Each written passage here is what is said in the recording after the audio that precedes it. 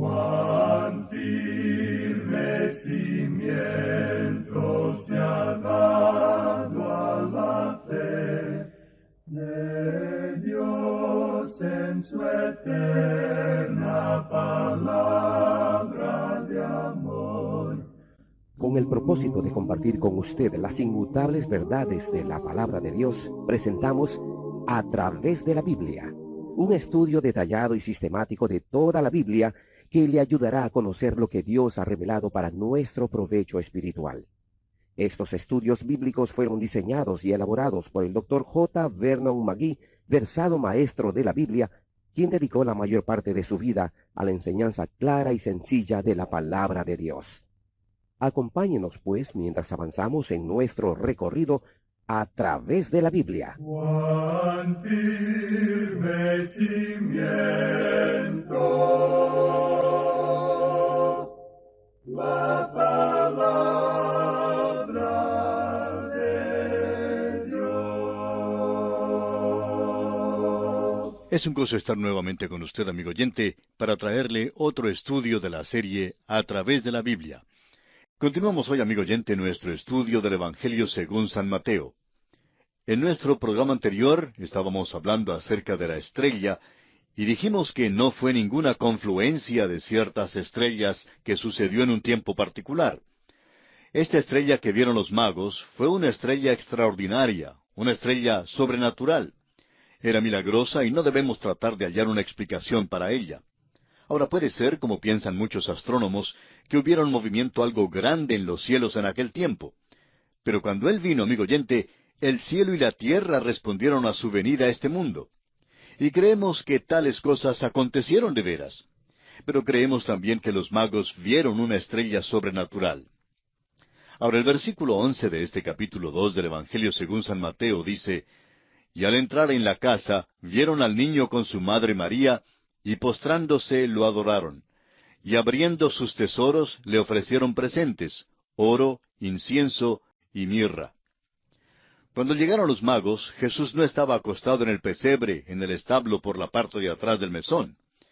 El gran movimiento de personas en la ciudad de Belén ya había cesado.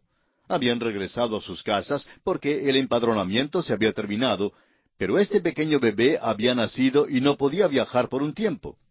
Es probable que tal viaje pudiera haber arriesgado la vida de este pequeño. Así pues, se quedaron en Belén y los magos los hallaron en una casa.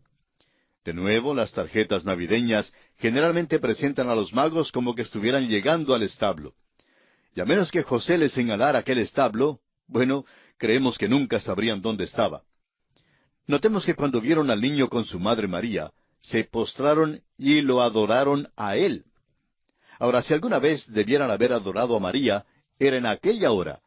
Pero no dice la Biblia que adoraron a María. Lo adoraron a Él, a Jesús. Y abrieron entonces sus tesoros de oro, incienso y mirra. Es muy interesante estudiar los hechos con respecto a la segunda venida, como son descritos en Isaías capítulo 60, versículo 6. Multitud de camellos te cubrirá, dromedarios de Madián y de Efa. Vendrán todos los de Sabá, traerán oro e incienso, y publicarán alabanzas de Jehová. Ahora, ¿qué es lo que se omite en su segunda venida? La mirra. No le traerán mirra porque ésta hablaría de su muerte. Cuando Jesús venga por segunda vez, nada hablará de su muerte. El oro habla de su nacimiento, él nació rey. El incienso habla de la fragancia de su vida. La mirra habla de su muerte. Todo esto es indicado en los regalos que le trajeron en aquella oportunidad los magos. Pero en su próxima visita no le traerán mirra. La próxima vez que venga no vendrá para morir en una cruz por los pecados del mundo. Llegará como Rey de Reyes y Señor de Señores.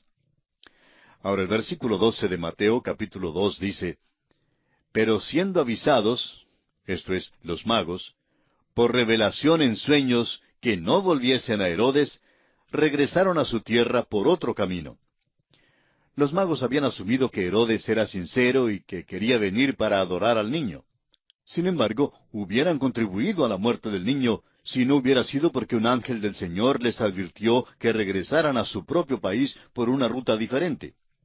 Ahora puede que continuaran al sur hasta Hebrón, luego pasaran al sur del Mar Muerto, y así estarían fuera del alcance de Herodes. Pero el caso es que la instrucción de Dios fue definitiva, que debían regresar a su país por un camino diferente al cual habían venido. El ángel del Señor apareció también a José y le dijo que saliera de Belén porque Herodes trataría de matar al niño. Por tanto, José tomó al niño y a su madre de noche y huyeron hacia Egipto. Se quedó allí hasta la muerte de Herodes. Ahora esto fue hecho para que, como dice el versículo 15, se cumpliese lo que dijo el Señor por medio del profeta cuando dijo, «De Egipto llamé a mi hijo». Esta es una cita de Oseas, capítulo 11, versículo 1, la que es una profecía maravillosa porque tiene una base histórica. El hijo que fue llamado antiguamente de Egipto era la nación de Israel. Y el hijo que fue llamado de Egipto aquí es una persona, este niño. Así pues, esta es la profecía y se cumple aquí cuando José lleva al niño y su madre a Egipto. Ahora el versículo 16 nos dice, Herodes entonces, cuando se vio burlado por los magos, se enojó mucho, y mandó matar a todos los niños menores de 2 años que había en Belén y en todos sus alrededores, conforme al tiempo que había inquirido de los magos. Ahora parte de lo que vamos a decir es suposición, pero parte es un hecho con bases históricas.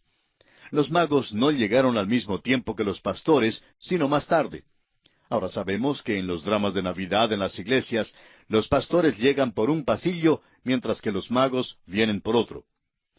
Bueno, amigo oyente, en la realidad no llegaron al mismo tiempo. Cuando los magos llegaron, la pequeña familia ya se había mudado a una casa. Cuando Herodes les preguntó en qué tiempo la estrella había aparecido, creemos que dijeron que había aparecido ya casi 1 año atrás. Los magos habían venido de todas partes del oriente y se habían juntado en cierto lugar y luego tuvieron que hacer su jornada larga a través del desierto. Así pues, habrían de haber pasado varios meses. Ahora Herodes se consumió de ira cuando se dio cuenta que los magos no volverían para decirle dónde estaba el niño. Pudo ver que los magos lo habían engañado, y quizá aún se dio cuenta que ellos recibieron un mensaje del Señor. Ahora creemos que en su ira, Herodes simplemente duplicó el tiempo en cuanto a la edad del niño Jesús. Es probable que pensara, bueno, ellos dijeron que hace 1 año que vieron la estrella. Simplemente duplicaré esta cifra y mataré a todos los niños menores de 2 años. Leamos ahora los versículos 17 y 18 de Mateo capítulo 2. Entonces se cumplió lo que fue dicho por el profeta Jeremías cuando dijo, Voz fue oída en Ramá, grande lamentación, lloro y gemido. Raquel que llora a sus hijos, y no quiso ser consolada porque perecieron. Esta también es una profecía extraordinaria. Jeremías no dijo que la lamentación sería oída en Belén. Estamos seguros que había una gran lamentación también en Belén. Pero Jeremías menciona a Ramá, y Ramá está tan al norte de Jerusalén como Belén está al sur de ella. Quisiéramos decir ahora, ¿qué es lo que creemos que sucedió? Creemos que los soldados preguntaron a Herodes dónde debían comenzar a matar a los niños. ¿Cuál región quería Herodes que ellos cubrieran? Y creemos que les dijo que trazaran un círculo alrededor de Jerusalén con un radio tan largo como la distancia de Jerusalén a Belén, y por tanto incluiría a Ramá en el norte. Ramá ni siquiera tenía nada que ver con el nacimiento de Jesús. Pero en su ira, Herodes mató a todos los niños de la región de Jerusalén desde Belén hasta Ramá. Eso sería un radio de unos 19 kilómetros, y por tanto habrían de ser unos 40 kilómetros a través de toda la región en cualquiera dirección. Debe haber sido una gran lamentación la de todas estas madres que perdieron a sus pequeños hijos. Así pues, esta profecía fue cumplida literalmente. Veamos ahora el versículo 19 de este capítulo 2 de Mateo. Pero después de muerto Herodes, he aquí un ángel del Señor apareció en sueños a José en Egipto. Ahora prestemos mucha atención a esto. Se nos dice en el capítulo 32 de Génesis que el ángel de Jehová apareció a Jacob en Peniel. Aquí, en este versículo 19, no es el ángel, sino un ángel del Señor. El ángel de Jehová es el Cristo preencarnado del Antiguo Testamento. Pero aquí Dios ya se había hecho hombre y Jesucristo ya estaba en Egipto. Este ángel, pues, viene a José en sueños y le dice en el versículo 20, «Levántate, toma al niño y a su madre, y vete a tierra de Israel, porque han muerto los que procuraban la muerte del niño». Es esencial que Jesús estuviera fuera de la tierra de Egipto y de regreso en Israel. La razón más importante es que había nacido bajo la ley. Él tenía que vivir bajo la ley mosaica, y él realmente fue el único que la cumplió. Tiene que salir de la influencia de Egipto. No debía ser criado allí como fue criado Moisés y como los hijos de Israel que antes habían llegado a ser una nación en Egipto. Veamos lo que nos dicen los versículos 21 al 23 de Mateo capítulo 2. Entonces él, es decir, José, se levantó y tomó al niño y a su madre, y vino a tierra de Israel. Pero oyendo que Arquelao reinaba en Judea en lugar de Herodes su padre, tuvo temor de ir allá. Pero avisado por revelación en sueños, se fue a la región de Galilea, y vino y habitó en la ciudad que se llama Nazaret, para que se cumpliese lo que fue dicho por los profetas, que habría de ser llamado Nazareno. A propósito, Arquelao fue otro Herodes muy cruel.